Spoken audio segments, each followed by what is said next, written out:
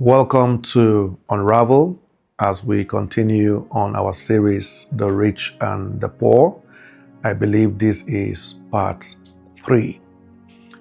It is the intention of God, it is the desire of God, it is the commitment of God that those who are His live well and have the best of life. I think that every father deserves to breed children that look like them. Every father wants to have children raised up in a way that they reflect who they are as a parent. No father wants a child who acts against the values that he lives by. And I think the same is true for God as a father. His goal is to ensure that his children have not just the best life, but are in somewhat a reflection of who he is. And no wonder he says that he is committed, that he gives us an expected end. Having said that, in one of the parts of this series, I made a very strong statement, which is, it is ungodly to be poor. And I know that comes out so strong, almost to suggest that poverty is a sin, but that's not what I'm saying. I'm not suggesting in any way or form that poverty is a sin. I'm just saying that it is ungodly to be poor. And I reckon that many of us will need a while to digest that. And that's why in one of the episodes of The Anatomy of Poverty, I think we did say that you don't have to be rich. You don't have to be rich, but you should never be poor. Am I correct? You do not have to be rich, but you should never be poor. And the reason why that statement holds firm for me is because it is not in the nature of God to be poor. When a person acts like a man, we say he's manly. Even if that person is a woman, that's where we get the term tomboy from. So even though the gender is a lady, but the mannerism and the behavior is like a guy, we say it's a tomboy, or we say he's manly. And then there's also a term called girly. That means that the person in question is acting like a girl. Am I correct? So is it okay if we can say that a person is acting manly and the person is acting girly? Can we also say that the person is godly? So when we say a person is godly, I'm trying to suggest that the person is acting like God. Is showing the attributes of God, which is in our original nature, because we are made in the image and in the likeness of God. So it's not out of place to act like God, because we are designed, programmed to be like God in His image and His likeness. And it is not like God to be poor. That's what I'm saying. So when I say it is ungodly to be poor, I'm saying that it is not like God to be in poverty. I'm not saying that God is against poverty. I'm not saying that you are in sin because you are in poverty. I'm just saying that it is not like God to be poor. He supplies all our needs according to His riches in glory. That says two things. That means that it is His design to make sure that all our needs are supplied. First is first. As a father, He has done His part to ensure that all our needs are supplied. And if that is true, you should not be in poverty, because if He has supplied all your need, it means that He has equipped you enough with what you require to become anything that you desire or that your destiny desires. Because He has supplied all your needs, there is a signed check with everything that you require to become everything that you must become. So you need to now go to the bank and cash your check. Many times, God hands to us the check of the requirements of our lives, and we expect Him to take it to the bank and cash it for us and bring it to our houses. When He put Adam in Eden, what He did was that He gave him a blank check. He supplied all his needs according to God's riches in glory. It's now up to Adam to go pluck the fruits, to go tilt the ground, to go harvest what is required for him and his family. But everything that Adam needed was supplied. In same way, God has supplied all our needs according to his riches in glory. So the first thing here is that all your needs have been supplied. You just need to gain access to what has already been supplied. You just need to engage what has already been supplied, but there is a supply. Number two is that the supply is commensurate to God's riches of his glory. It is not just a supply that is to your size. That supply is not in reference to your tribe. The supply of God is not with reference to your ethnic background. It doesn't mean that there's a special supply for the Americans and there is a supply for the Africans. God supplies with reference to his riches in glory. The riches of God's glory is the bedrock from which his supplies are designed. And that design is not typical to a race. It's not peculiar to a race. There's no special supply that God has done for the Chinese above the African. God's supplies is strictly with reference to the riches of his glory. So that tells us that, first of all, there are riches in God's glory, not poverty of glory. There are riches of God's glory. And that is where our supply comes from. So the man or the God who makes the supply brings the supply from the riches of his glory and gives it to the man, so that the man has the ability to make riches from the glory of God. Does that make any sense? Because it's the riches of God's glory. That is where our supply comes from. And it's not a partial supply. He has supplied all our needs. It may take a process to access it, to probe it, to draw from it, to process it, to embrace it. It may take a process, but the supply is there. So I'm not very keen on a desire for greatness. I'm not even keen on a desire for wealth. I'm not keen on a desire for riches, but I'm very keen against the status of poverty because of what it stands for, of what it represents. Let me show you something very quickly. There's a scripture, 1 Kings 17, the story about the widow of Zarephath. Now the prophet was in the brook, and the brook had dried up. So God instructed that the prophet leaves to Zarephath, and there God said, I have directed a widow to meet your supplies. Follow me carefully. So God had put in the custody of a widow the supply of the prophet. I'll say it again. There was something that the widow had that was sufficient enough to cater for her well-being and still cater for the well-being of the prophet.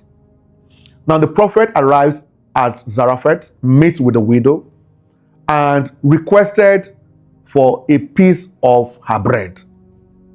Right? He said, please, can I have a drink of water? And as she was about doing so, he said, could you please also add some bread? And the woman made a very, very strong statement. She said that what I have is just enough for myself and my son to eat, and then we die.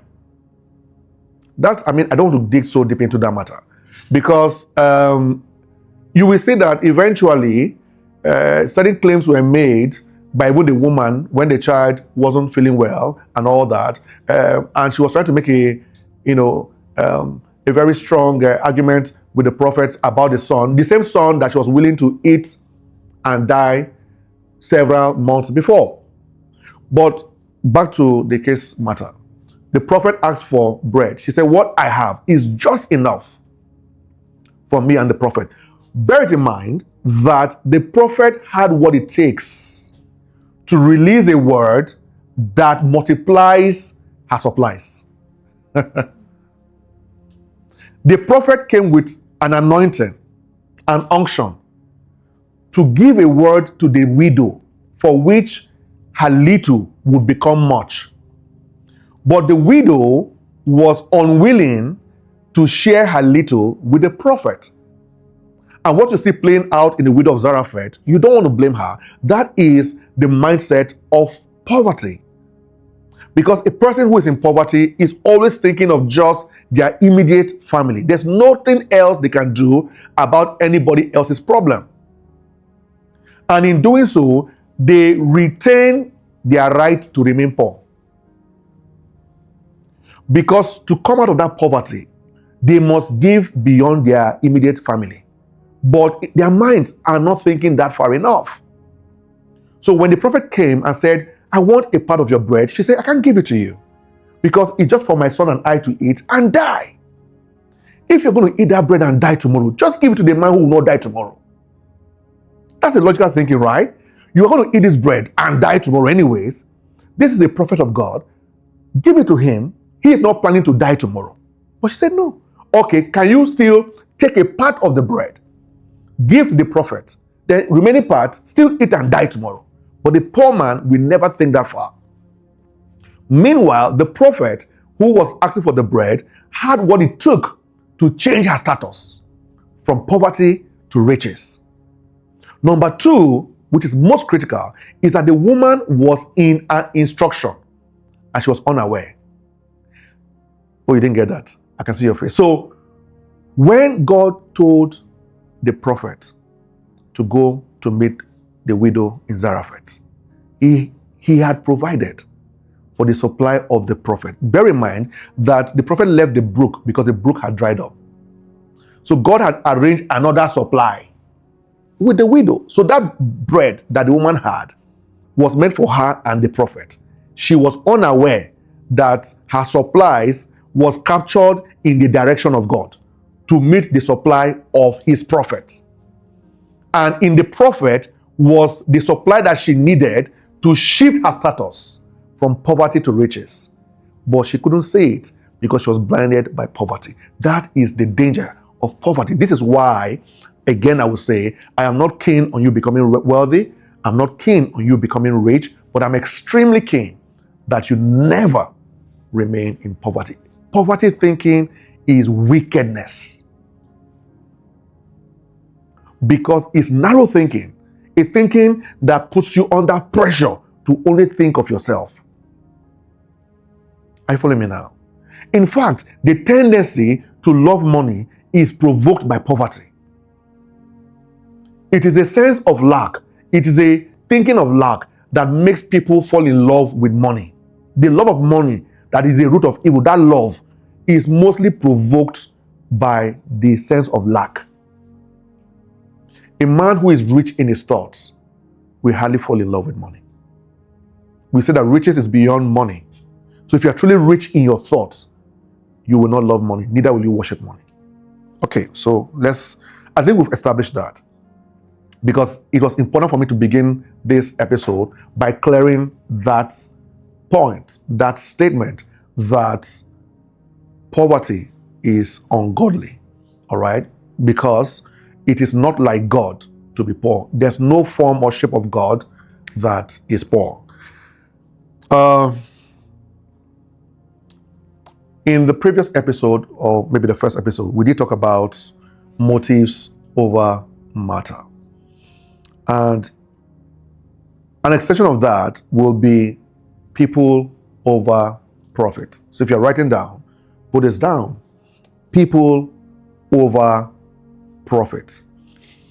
One of the things that I have come to see in this generation is that the pressure of success, the pressure to become, the pressure to stand out, the pressure for surplus, the pressure for fame, the pressure to have the best picture on social media has put so much corruption on our drive of making profit or having some form of excess. And in doing so, we have put profiting over people. In anything that you do, you cannot put profiting over people. Even if you are a pastor. Now, we have had pastors who have put church growth over people.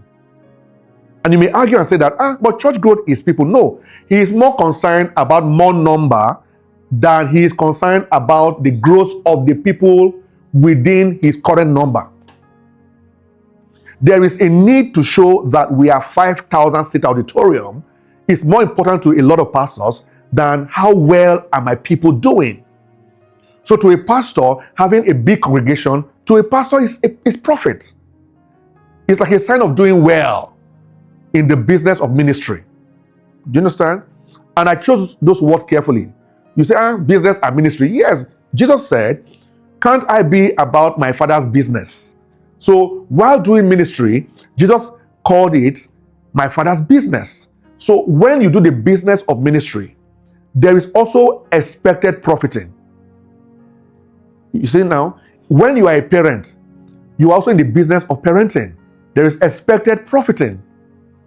One of the ways that you profit as a parent is that your children are doing well, that they are excelling well in their thinking, in their development. You want to make sure that your children are doing well. For a parent, that is profiting. Am I correct?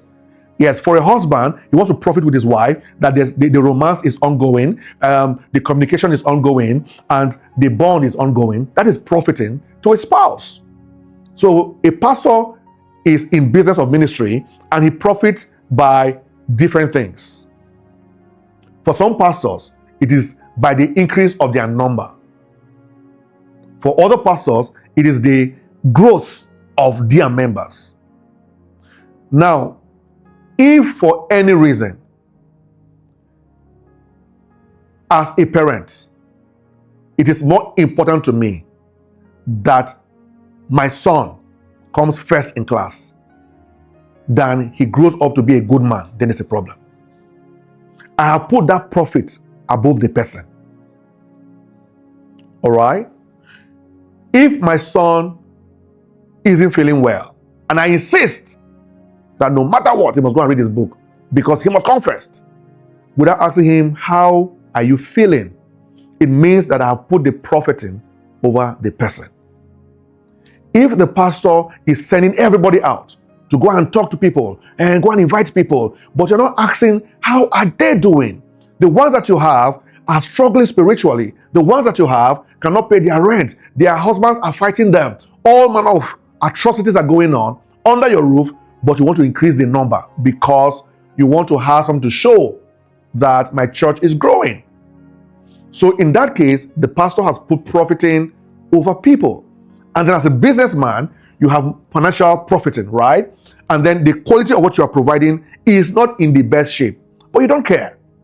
As long as they are buying, as long as there's profit, reduce the quality and make more money. The same reason why many Nigerian traders are importing substandard goods into Nigeria, because they have put the money above the people. Some other business owners have even put the money above their staff. The point I'm trying to make here is that you should never put money above people. My father was kind of good with giving names. I think my father did quite well in giving names. My elder sister, her name is Enoche. Enoche means the mother of a king or the mother of a chief. That's Enoche. My other sister, the second, is Ochefije. Ochefije means a person is more than money. A person is more than money. And that's also, in a way, my daughter's Idoma name. Her name is Fije. Fije is more than money. My sister's name is Ochefije, right? My younger sister's name is Oyelonye. Oyelonye means that a child is sweet, or the child that is sweet. But the emphasis for me here is my elder sister's name, which in a way is somewhat my daughter's name as well, which is Ochefije. A person is always more than money. So whatever business that you're doing, where you put money above people, you are a poor person. That's poverty thinking. Even if you're making 1 billion naira profit if you put the money above the people, you are poor in your mind, which very soon we're going to enter the discourse on poverty, hopefully the next episode. Because there are two kinds of poverty. There is a poverty of substance and there is a poverty of the mind. Some people are rich in mind, but poor in substance. You know what I'm saying? Some are rich in substance, but they are poor in mind. Okay? But a man who puts money above people, he is poor in mind. And that's the worst kind of poverty. That's the kind of poverty that a man arrives at 70 and has nothing to show for his life, even though he has 20 billion in the account. He feels empty. There's no fulfillment. There's no sense of meaning. All right? And that's a very important point here. As much as we have motive over money and we have profit over people, there must also be the engineering that allows for meaning over money. Whatever you do, ensure that by the end of the day, there is meaning in your life. Any kind of profiting that takes away meaning from your life is not worth it. It's not worth it. Like we said in the last episode, it's like selling your soul. So there's a word that I use a lot, which is goodwill. Goodwill extends your life. I'll explain that. When you invest in goodwill, you generate an asset that lives beyond your days, that your children and your grandchildren will drink from it. Imagine you meet somebody at the airport and he says that I am Martin Luther's great-grandson. Instantly, you want to shake his hands. Instantly, you want a picture. All right? Because somebody many years ago invested in goodwill and a good name. And that's why many companies that we have in Western nations are doing better, because they put more value on the integrity of the brand than just the money. You see my point? So it's very critical that any kind of business that we do, whether it's spiritual business, ministry business, family business, relationship business, or financial business, we must always put people above profit. Never compromise people for profit. Never do it. And these people may be those who buy from you, or maybe those who serve with you. Do you get that? The people here is not just the people that buy from you. It's also the people that serve with you. Even as a pastor, how can you be flying private jets and there are members, there are pastors, members of your pastoral team that cannot afford a car? You are buying private jet and flying private jet, and the top 10 pastors in your team have nothing to show. Nothing to show. You see what I'm saying? You are doing a new building project of 50 billion naira, and you are still paying pastors 80,000. And they are I know in ministry, they don't have closing hour. Many of them. They are vigils, they are rehearsals, they are all manner of things, and you see them working round the clock. It's not right. It's not right. If God has supplied the money, especially that the kind of money that comes into ministry is not money that people pay for services. People give freely. So why are you withholding? Share it along. It's a mindset. You are a husband. You have 8 cars. Your wife has 1 small car. You say, but I bought my wife a car now. But you have 8 cars. And the 8 cars, including the one you're using for convoy, the one that you're using for convoy, is still better than the car that your wife is driving. All your perfumes are designer perfumes. Then your wife is using body spray. It makes no sense. You help everybody outside, but your children are dressed like rags. Makes no sense. And it comes from a mindset. Once you put people above substance, you gravitate towards a rich life. The moment you put people above substance, you naturally gravitate towards riches. And that kind of riches is the riches of the mind. And then usually, when you become rich at heart, you can become rich in pockets. But any day, I will pick a man who is rich at heart over a man who is rich in the pocket. Because the man who is rich at heart needs small wisdom to acquire riches in the pocket. But give a man who is poor at heart riches in pocket, he will destroy many. Are you following me now? So never put people after money. People must always come above profit. Now,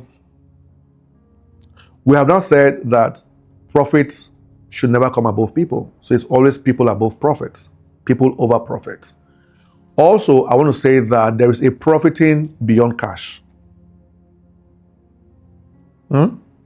So we have people over profit. We also have profit beyond cash. Many times, our efforts in ventures, especially financial ventures, are with a sole target to acquire financial reward, which is not bad. But there are things that are more important than financial reward, because there are certain things that you can profit in that money cannot buy. Are you seeing that? And those things that money cannot buy are things that you can still profit in. I'll give an example. Imagine, for example, that I am your vendor and maybe I supply you something.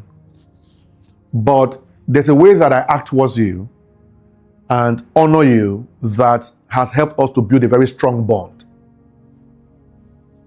All right? And then eventually, 3 years down the line, you need a help either for your child, in the office where I work. And you say, please, my son got into a small fix at your office. I don't know, sir, if you could help me fix it.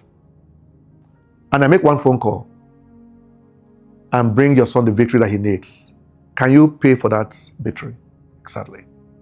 But you can build a relationship from a financial business for a non-financial profit. Is that making sense now? So there are other ways to profit besides money. I had a meeting yesterday with someone who came to offer me a service. And because of the way he was very generous in his approach and conversation, I said to him that once you do this work, there is someone I know who is way richer, who has a bigger structure that will need your services. So I'm going to recommend you to him as soon as you are done with this. The reason why I did that isn't because of the quality of what he's providing. It's with the conversation that we had that made it look like he had put more emphasis on my welfare than on his profits. And that made me initiate a commitment to him beyond whatever profit he may make from the services that he will provide to me. And when I usually teach on customer satisfaction, this is what I teach. Create an experience that is beyond your product or your services. Create an experience of trust, of kindness, of goodness, of commitment, of devotion. There's a way that I can give you a service and I show devotion. I show commitment that you say, what he's doing is what they are all doing, but the way he's doing his own, is different. You see what I'm saying? And we'll touch more on that when we do our podcast about being passionate and follow your passion. There is a way to do something that will attract profits beyond cash. Even if the quality of what you have achieved may be less than what somebody else can achieve. But there's a way you will deliver it that wins the heart of the person that receives it.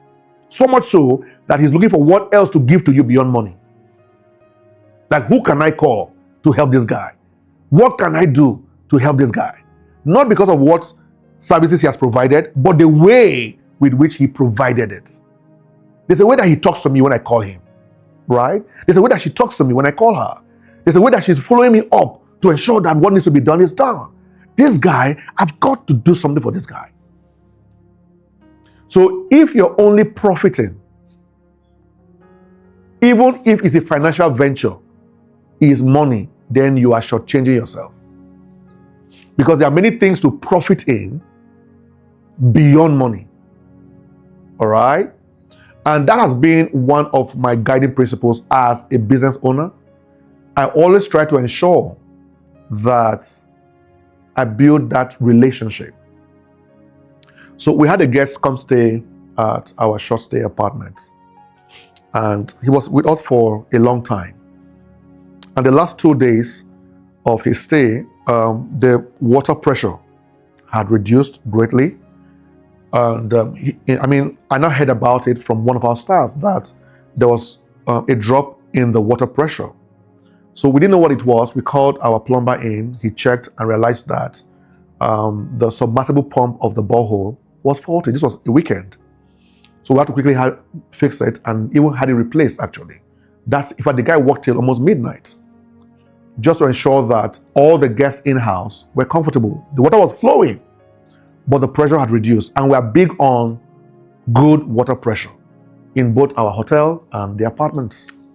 So when he checked out, personally, as a CEO, I sent him a private message to say thank you for staying with us.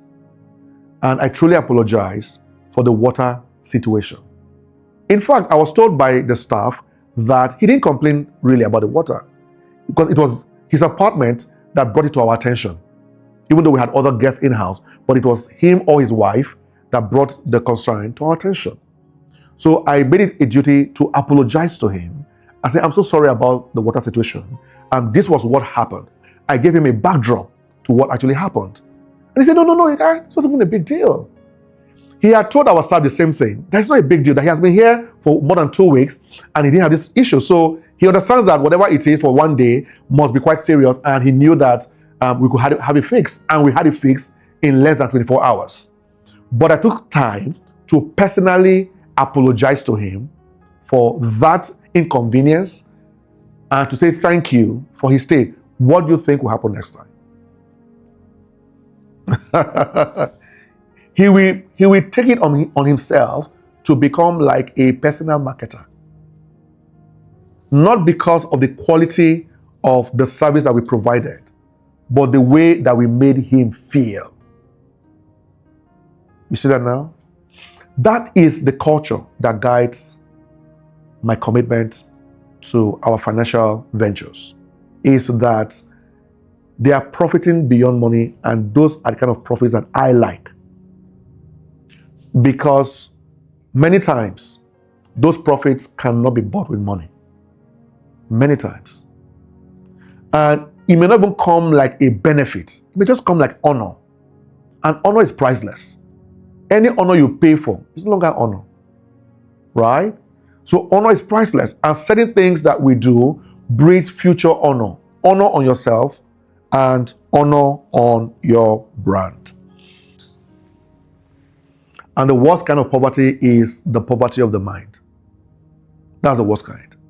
When the person has a deep pocket but a shallow heart, that's the worst. I would rather have a deep heart and have a shallow pocket than to have a deep pocket and have a shallow heart. I will tell you about shallow hearts. Shallow hearts are those kind of husbands that will beat a wife because they bought the wife a brand new car. It's a shallow heart. He has a deep pocket. He sends the children to the best schools, but he insults them every chance he gets. That's a shallow heart. That's a shallow heart. He pays them very high salaries, but every chance he gets, he calls them by names of animals in his office. You are a monkey. You are a goat. Your father is a useless man. But he pays the highest salaries. That is a deep pocket. But that's a shallow heart. So I see the difference now. I would rather any day pick a deep heart and a shallow pocket over a shallow heart and a deep pocket. So the first kind of poverty that I want to describe here, which is the first, we're not talking about the poor, is the man that has too little in his pocket. That's the most basic form of poverty. And I don't need to waste too much time on that one. It's the easiest type to cure. Poverty of the pockets is the easiest kind of poverty to cure. So even though almost every kind of poverty generates its foundation from the heart, but I'm saying that we're talking about symptoms of poverty now. The easiest symptom to tackle in poverty is the poverty of money. That I don't have. The poverty of substance is the most basic form of poverty. But it's unfortunate that that is the poverty that we talk about the most. Am I correct? Everybody is focusing on material riches. Trying to run away from material poverty. Meanwhile, material poverty is the most basic form of poverty. We said before that nobody has a money problem. You see that now? It's only ignorance that makes people think that there is a money problem. So the substance poverty is the most basic form of poverty. Anybody who is truly committed to work and process can cure the symptom of substance poverty.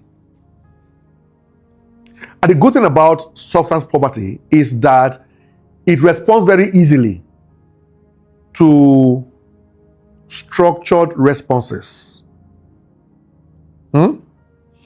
There are certain things you can do over and over again that can kill substance poverty. It's not very complex. All right? If you are willing to give it the work and the time, it's very predictable. So the poverty of substance is the most predictable symptom to cure. Most predictable symptom. I don't want to go spiritual, but there are spiritual undertones to even poverty of substance. Again, it still makes it predictable. Because even if it is a spiritual thing from your ancestry, there are things to do to undo it. For example, I just told about the story of the widow of Zarephath. Even if it was a pattern, if you are committed to this process with God, it doesn't take too much to change the trajectory of your life instantly from the substance poverty. It's the easiest. Sometimes it takes just one moment to undo it. And they can start gliding in the effect of the cure. That's all. But it's more predictable. There are things you can do. Maybe we can discuss those things later, but it's too, I don't want to sound overly spiritual. But you can break the pattern. I'm saying that even if it's a spiritual pattern, it can be broken. Then when it comes to the actual sense of it, there are things you can do to walk your way out of substance poverty. It will take you time, but you must commit to it. Years ago, I did a teaching, on savings. And I said that if you cannot make more, save more. It's just a simple principle. We said again that you should not earn once a month. Simple principles. Just keep doing it. And you don't have to start big. Start small. Start small. And let the small that you start give birth to another, and then you climb your way out of the well of poverty. It's one step at a time. You can determine and say that by this time in 5 years, I want to be at this level of financial independence. And if you commit to it with a strategy, with a structure, in 5 years, you may not have the most money, but you your head will be out of the well. I see what I'm saying now? Yes. So the most basic form of poverty is the poverty of substance, which is financial, money, pocket poverty. Is the easiest. Is the easiest. So when you are very low on money and the money you have is insufficient for your basic need and the needs of your loved ones, you are poor. Sorry to say. If your available financial resources is insufficient to meet your basic need, not your wants, not your desires, not my brother is calling me, my auntie is calling me, no, your basic needs. If you cannot meet your basic needs, and that's why if you see many marriage counseling model, they will say that for a man to qualify to marry, he must have some basic things. He must be able to rent, even if it's a one room, right? He must be able to have at least a mattress on the floor. He should have at least 2 pots in his house. Basic things. Otherwise, he does not qualify to bring a woman to his house. Are you following that now? So, if a person cannot supply those basic things that he or she needs, that person can be considered a poor person. And that is not wrong if you are determined not to remain in that state. Because there are things you can do across 1 year, 2 years, to ensure that you will not be in that state, that I will have enough, at least, for my basic need. The moment you have enough for your basic need, sustainably, you cannot begin to consider how to send money and assist other people. The moment you do that, your head is already out of the wells of poverty. But if you are giving people money everywhere and you can't even sustain your own personal basic need, you are still in poverty. So the first step of coming out of poverty is having enough to attend to your basic needs, which is what the widow of Zarephath did not even have. Because she said that what I have now cannot sustain us. It's for only one time. We eat it now. That's all. And that's how most poor people live. Just now. There's no tomorrow in their plan. There's no next week in their plan. Right? So once you're already thinking about 3 months from now, 1 year from now, you're already saving for your next rent, you're already saving for your next online course, you are no longer poor. You've cured this poverty. Because you have enough to sustainably meet your basic need. And you may even have a little bit more to spare for others. At that point, you are not a poor person. And it's important to say that because you need to understand that if you are in that posture, that mentality that I am no longer poor will help you. But you now need to start shifting to curing other forms of poverty. Because poverty have many other symptoms. You cure them and then you also embrace the other realities of being rich. All right, guys. So this is where we'll put a stop to this episode and we'll continue the conversation on the next one. Thank you. God bless you.